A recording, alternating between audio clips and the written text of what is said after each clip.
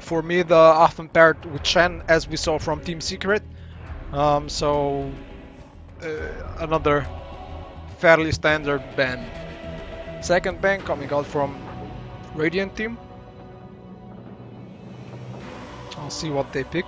Those bans are not so straightforward, so I'm assuming they did not discuss this beforehand. And Sniper, yeah, fairly normal, so I assume they don't want to pick it first, and they don't want to let the enemy team get it either, so normal, I guess. Considering they banned Sniper, I think Dar should ban X or something like that, because you don't want to let the enemy team get the first pick on X. Since, I don't know, I'm not sure if there are any direct bans for X.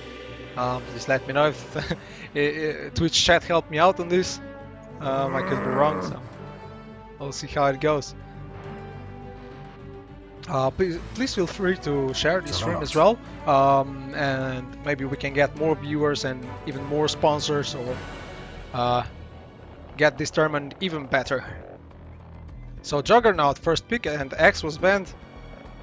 Spin to win meta is still strong here, so we'll see how the Ivar SM team decides to counter this Juggernaut. It could be Spectre, even though I think it's not going to be the pick just yet.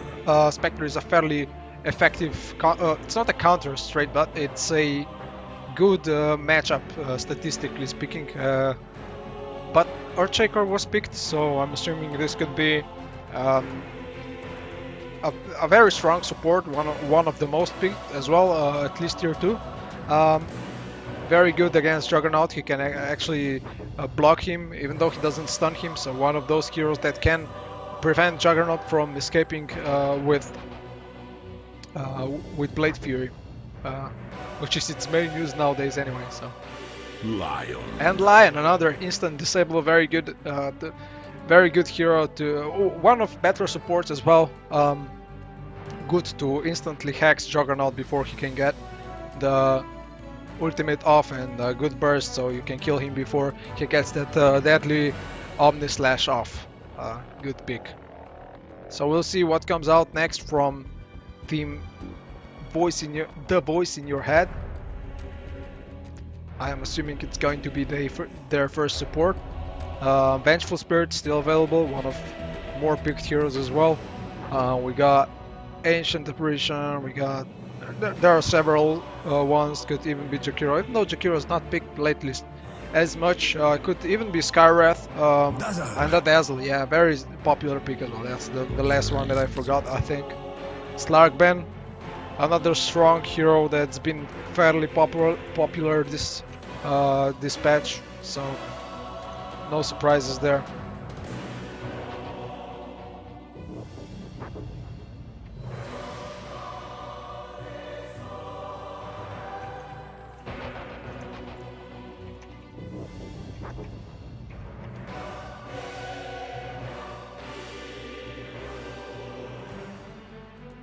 They're taking a lot of time with their ban. It's a Bristleback. It's a good ban considering that they pick Dazzle. It's a good synergy with his ultimate weave. It will decrease your opponent's armor, and Bristleback's Quill Spray is also physical damage, so that would have been increased if they left the Bristleback in pool. It works very well with Juggernaut's ultimate as well, makes those targets fall even easier. So another reasonable ban coming out from Dire.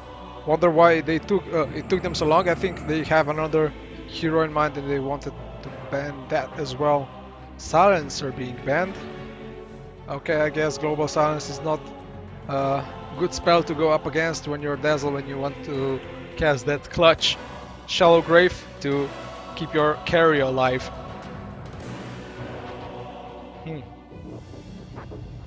Noise Gate.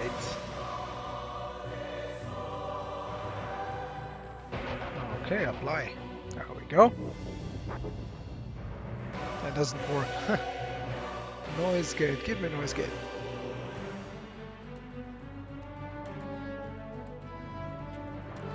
go. No, it's not working. Oh, whatever. Anyways, second bang coming out from Ivor. I wonder what it's going to be. Batrider. Again, one of the better offlaners this patch. It will always be one of those strong picks, no matter how many times they nerf him. It's going to be good because of that disable that goes through BKB and enables your team to disposition their carry or their core, so that you can kill him safely. Very good with Earthshaker as well, who can block the path from their team, and Batrider can fly through. So that's not gonna be the case this time. Batrider is pretty good against Earthshaker. He's not really afraid of those Fisher blocks. There are not many offlaners who can do that. I mean, there are some can, but that Batrider is definitely one of those that can escape that Fisher block.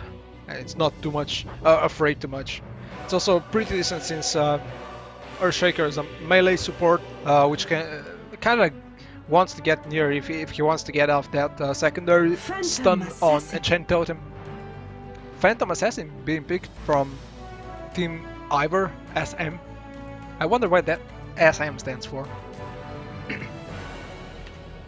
Okay. Phantom Assassin, interesting. I assume they're pretty confident with their picks. I mean, Juggernaut can still Omnislash him, and I don't think he can miss when he's doing that. But in terms of team fighting, Phantom Assassin does fairly well. But Juggernaut will eventually probably do an MKB. I assume they're gonna want to have some. Could even be a Zeus pick from the Radiant team here. Phantom Assassin is not too happy to fight against Zeus. At least statistically speaking, he has it's a good matchup for Zeus, but then again it could be anything else as well. There are a lot of heroes that don't care so much about Phantom Assassin. For example, one of those heroes that's not so popular in this current patch is Razor. Does pretty well against Phantom Assassin, so whenever you cast that dagger on him or whenever you blink to him, he'll instantly purge you. So it's harder for Phantom Assassin to focus him down. Not too bad with Dazzle either. He does physical damage with ultimate once his Aghanim is up. Pretty good against Lion as well, as he'll purge him as soon as Lion casts anything. Not that major though, but still. Let's see what the third pick for Radiant team is going to be. Off the top of my head, let's see what else is in the pool.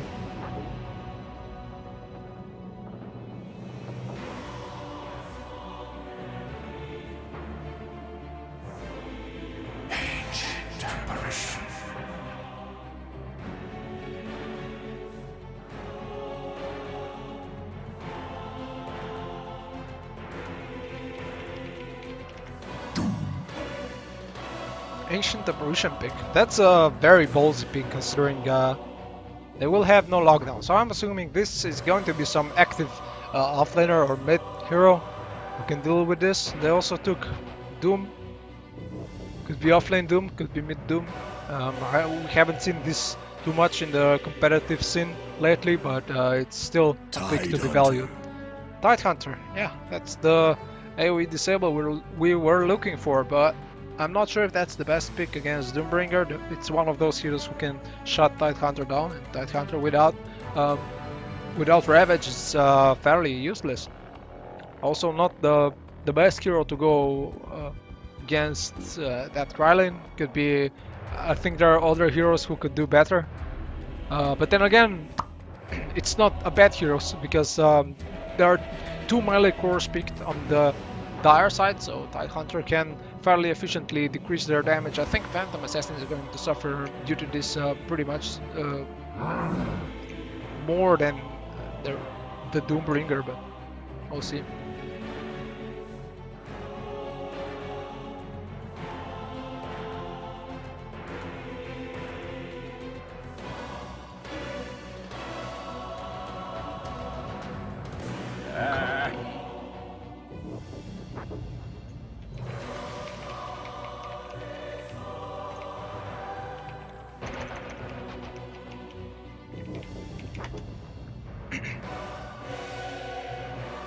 Okay.